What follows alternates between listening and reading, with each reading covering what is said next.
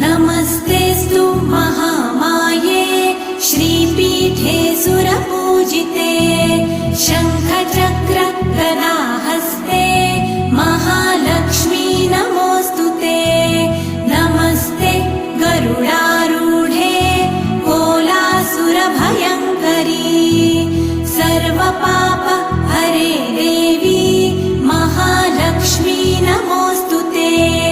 महादेव्यै च विद्महे विष्णुपत्न्यै च धीमहि तन्नो लक्ष्मी प्रचोदयात्।